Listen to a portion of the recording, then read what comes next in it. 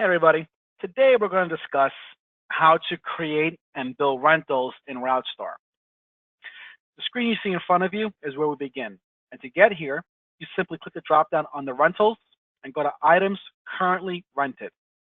To build your first rental item, maybe you're a water company and you rent coolers, for instance. All you have to do is choose the item in question. And I don't have a cooler here, but let's pretend this is a water cooler. The system will require a serial number. You can either provide the serial number off the actual unit or populate some dummy number. And then you choose the customer. The customer location could be third floor, break room, as an example.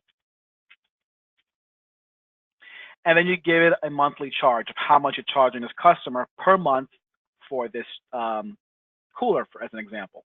Maybe it's $50, that's too much. Maybe it's $20 a month. And then you give it a quantity. But even though it says monthly charge, you can override that by changing the increment. Maybe you want them to charge them $20 every quarter, or semi-annually, or annually. When you choose manual, the system will just automatically do a flat rate of $20 at one quantity. Then you can choose a billing group if you like. If you don't see a billing group here, simply type in any group you like. And you can group these customers by all sorts of reasons. Maybe you need to group this customer by the type of customer, residential or commercial. Maybe you want them to be billed at a certain time of the month, end of the month, the beginning of the month. You can throw them into a billing group. When you go to run the billing, you'll find that under rentals, billing, run rental billing, you're able to choose that billing group. So the system will allow you to run one group of customers for their bill. Now, we were just here on the items rented. And you can see right over here where it says last bill date, this is going to be the actual billing start date. So if the customer gets the cooler, say on June 1st, you would put June 1st. Now the system will start the bill from this date through your ending date right here. So perhaps you're billing them for the whole month of June. And right now, on the rental inventory list here, I have this customer in the test billing group for $20 a month. So when I run my billing, again, rental info, billing, run billing, I choose the group I want to run, and I choose the ending date for this group. If you want the customer location, third floor break room, if you want that to be displayed on the line item that goes to QuickBooks, select yes. Then we can generate a pre-billing, say yes to this pop-up, and okay. And we're now going to go view that pre-billing. I had a few things here in the batch, so we can get rid of that.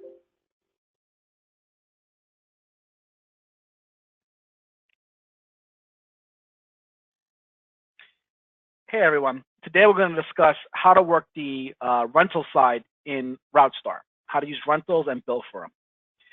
To get to the screen you see in front of you, simply go to rentals and items currently rented.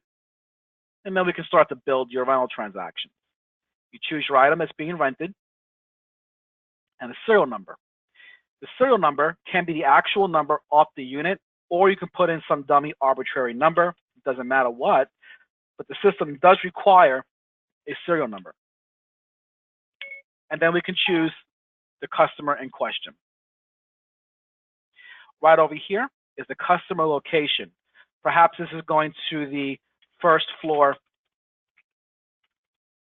lunchroom. And maybe for this item, you charge the customer $25. And that could be $25 a month, a quarter, every 6 months, every 365 days.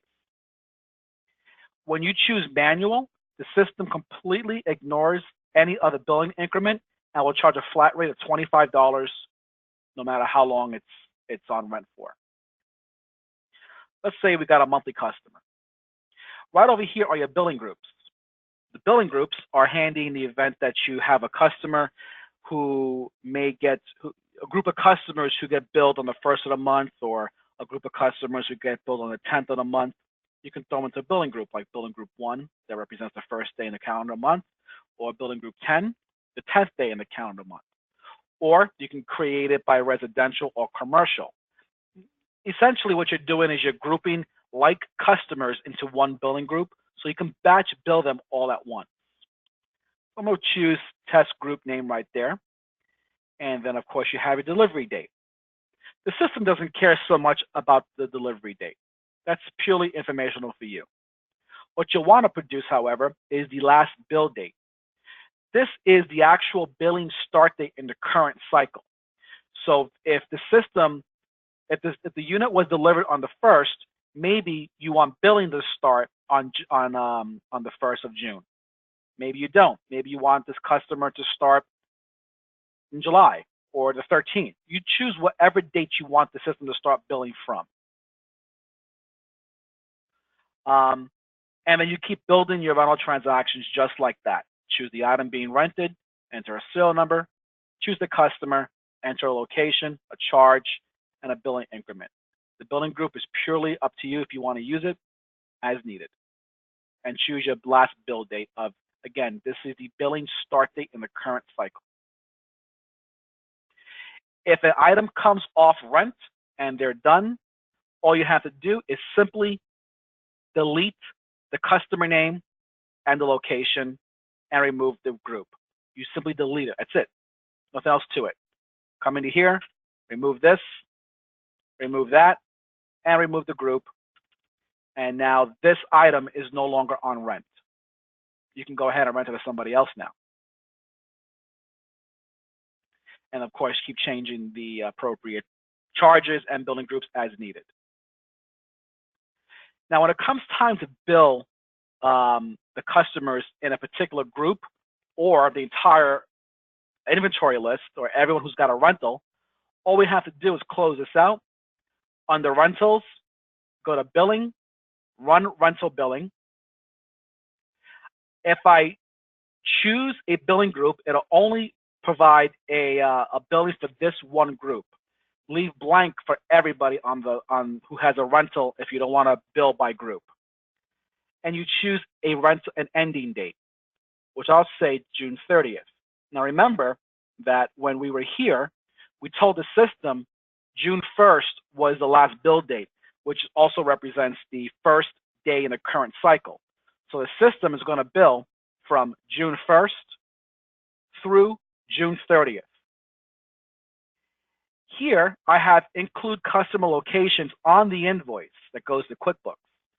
So as an example, the first floor lunchroom will display on the invoice that goes to QuickBooks when I have this set to yes. And now all I have to do is click Generate a Pre-Billing and say yes and OK. And then I can view the pre-billing. And you see here that the system included the first floor lunchroom in the description of the actual item itself. When you post to QuickBooks, all you now have to do is choose the date that you want to appear on the invoice that goes to QuickBooks and click Post to QuickBooks. Once you post it, this batch screen will completely empty out and you'll have nothing left on this batch screen. And you'll see invoices queue up in QuickBooks for that customer. If you want to delete a batch you just ran, all you have to do is come over here. The date here is going to represent the ending date you chose right there. So you want to choose the batch you ran with an ending date of June 30th and click Delete a Billing Run and say yes and OK. And now when you view that pre-billing, you'll notice the batch is empty. And that's how you can create a rental transaction and invoice it once a month or as often as you need to by using the billing groups. Have a good day, everybody.